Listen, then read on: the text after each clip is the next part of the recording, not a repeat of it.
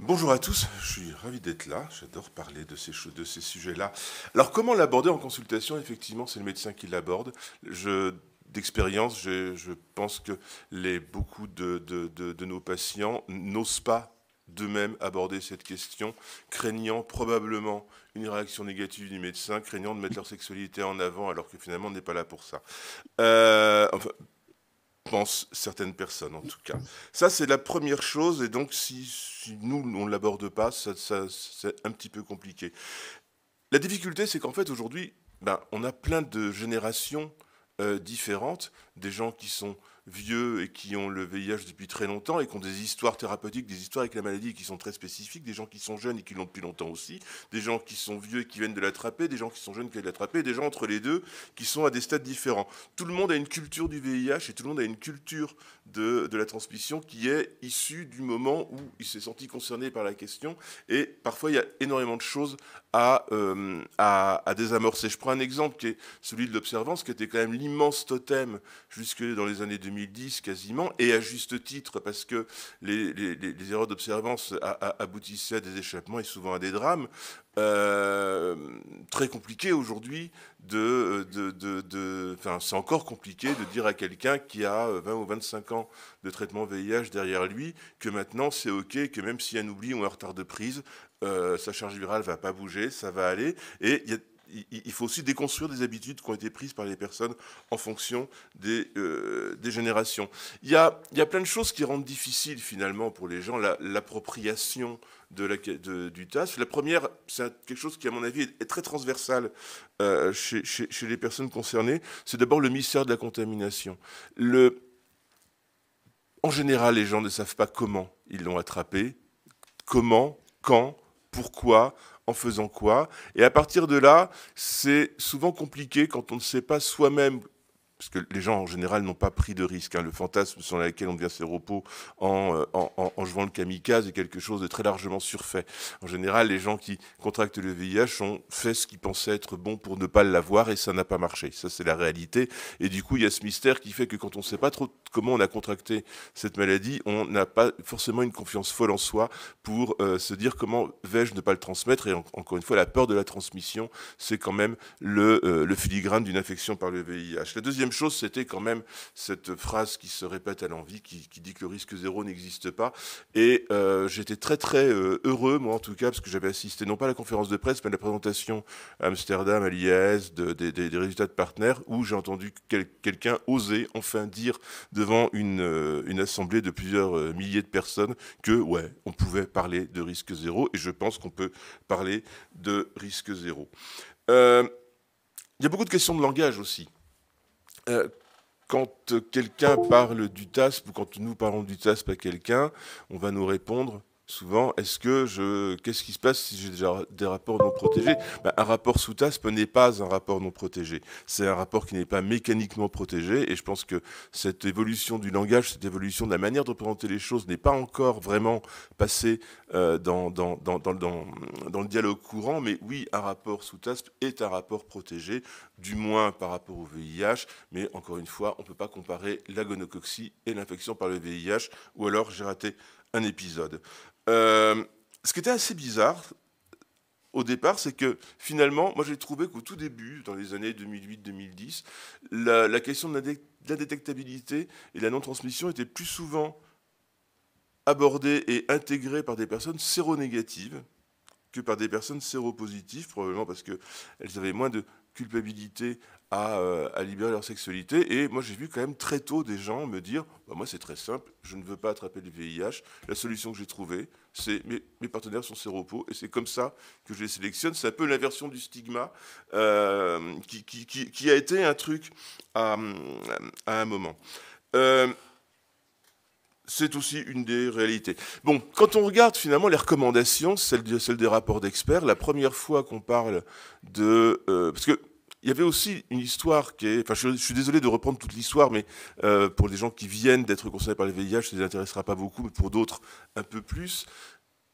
En 2008, on était à l'époque où on proposait un traitement à des personnes en fonction de leur situation immunitaire. On ne traitait pas les gens qui avaient plus de 16 ans CD4. On considérait que le rapport bénéfice-risque n'était pas assez important. 2008, dans le rapport d'experts, première mention, ça correspond à la vie suisse, où il est écrit qu'on peut proposer à des gens un traitement si elles souhaitent se sentir rassurées par rapport à la prévention de la transmission. Et ça n'a pas été tellement lu, pas tellement euh, intégré par les soignants. Il a fallu attendre 2010 pour que ça devienne un petit peu plus proposé. Mais c'est vrai que globalement, avant Partner, ça restait quand même quelque chose de très... d'un peu feutré, et comme le disait Gilles, il y avait toujours des oui, mais, etc. La difficulté, je crois, alors maintenant le message est pas trop mal passé, la difficulté finalement c'est pas tellement d'expliquer que you equal you, ou etc., c'est d'expliquer qu'est-ce que c'est que la charge virale détectable. Ce qui est bien plus embêtant, les gens font des bilans, ils reçoivent leurs résultats, beaucoup vont aller tout de suite chercher à la fin, parce qu'en général c'est à la fin la charge virale, elle est inférieure au seuil du test du labo, la vie est belle et tout le monde est rassuré. Mais qu'est-ce que c'est qu'une charge virale indétectable? Si on prend ce qui est le consensus international, c'est une charge virale à moins de 50 copies par millilitre. Or, nos laboratoires sortent des résultats inférieurs à 40, inférieurs à 30, inférieurs à 20. Est-ce qu'une charge virale à 25 copies qui est détectable dans le labo X et qui est indétectable dans le labo Y est une charge virale non indétectable? C'est une charge virale indétectable, même s'il est détecté. J'aime bien comparer ça avec c'est pas la poussière qui est grosse, hein, c'est la loupe qui est puissante. C'est pas tout à fait la même chose. Et encore une fois, ce que nous dit Partner, c'est pas indétectable, c'est inférieur à 200 copies. Et 200 copies, c'est 10 fois le seuil d'indétectabilité de la plupart des tests qui sont utilisés en routine.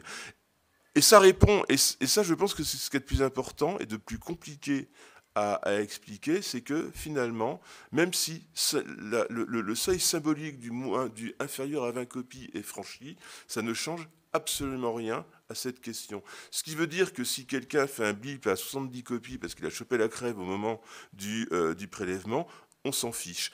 Et l'autre question qu'abordait Gilles, c'était celle effectivement des traitements intermittents, en gros 4 jours avec et 3 jours sans, qui terrorise en fait souvent les gens à qui on le propose, parce que mais qu'est-ce qui se passe pendant ces fameux 3 jours? Et c'est vrai qu'il y a eu un discours médical qui dit, vous savez, une charge virale, on la fait tous les 6 mois, entre-temps, peut-être bien que parfois elle peut monter, etc. Eh ben non, en fait, une charge virale qui est contrôlée, c'est une charge virale qui est contrôlée, elle ne va pas se mettre à passer à 10 000 copies, comme ça, parce qu'il y a un cachet qui n'a pas été pris. Donc ça, c'est des choses qui sont vachement importantes, enfin, je pense que le concept en lui-même est relativement bien intégré. C'est la manière dont on le vit qui est toujours sujet d'inquiétude, parce que cette inquiétude de la transmission, elle est toujours permanente, obsessionnelle, parce qu'elle ravive plein de choses, la cubilité, etc., plein de traumas anciens. Donc c'est ça, en fait, je pense, qui est le plus important. Qu'est-ce que c'est que l'indétectabilité? Qu'est-ce que c'est que le seuil? Qu'est-ce qui fait qu'une infection va se transmettre? Je pense que les gens ignorent aussi beaucoup que la contamination, c'est quand même souvent à partir de quelqu'un qui est en primo-infection et dont les charges virales ne sont pas à 400-500 copies, mais à 10-20 millions. Tout ça, c'est des choses qui sont finalement presque plus intéressantes à expliquer, en tout cas plus factuelles et peut-être qui permettent mieux la compréhension. Je pense que le simple you equal you, qui est maintenant relativement bien intégré, mais est-ce que ça marche pour moi parce que le risque zéro n'existe pas? Ça, c'est la véritable question. Ce que j'ai constaté, en tout cas, et je pense que tout le monde l'a constaté, c'est l'effet prodigieusement libératoire que cette information a pu donner. Et quand je dis prodigieusement libératoire, ça peut l'être d'ailleurs et c'est pas un problème. Mais il ne s'agit pas d'une libération dans une sexualité, je sais pas, débridée, dit un de nos collègues bien connus, ou je ne sais trop quoi. C'est d'abord la libération de cette peur absolument permanente de transmettre une maladie qui reste une maladie fantasmée comme mortelle, gravissime, etc. Même si aujourd'hui elle est gérée de façon quand même beaucoup plus simple qu'il y a encore même ne serait-ce que 10 ans.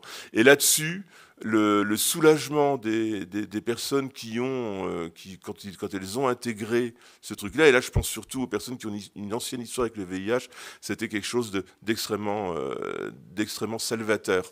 Pour des personnes qui découvrent leur séropositivité aujourd'hui, je pense, à titre personnel, que c'est une des premières choses à aborder dès la première consultation, parce qu'aujourd'hui, on va être dans une proposition immédiate et très rapide de traitement. Et c'est important que le traitement ne soit pas punitif et que le traitement soit protecteur pour les gens. Je ne prends pas un traitement parce que j'ai fait une connerie, je suis châtié et maintenant, plouf, je suis puni, j'ai mes cachets. Et avec la référence plus ou moins inconsciente à l'histoire des thérapeutiques anti-VIH, des multithérapies extrêmement violentes, extrêmement lourdes, à la fois à apprendre, à supporter, à tolérer en effet indésirables.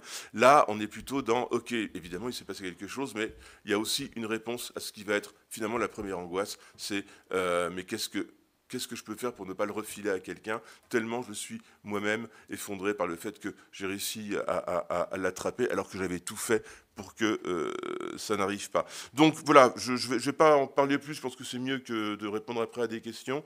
Vraiment, cette histoire des vécus différents en fonction des générations et de l'ancienneté de la contamination, c'est quelque chose avec lequel on est obligé toujours de faire très attention parce que les représentations sont extrêmement diverses et surtout l'explication finalement de cette fichue charge virale indétectable qui est un totem mais qui mérite d'être expliqué pour que les gens, je pense, puissent s'approprier la chose de façon réellement efficace et surtout sans une anxiété plus importante qu'elle ne le devrait.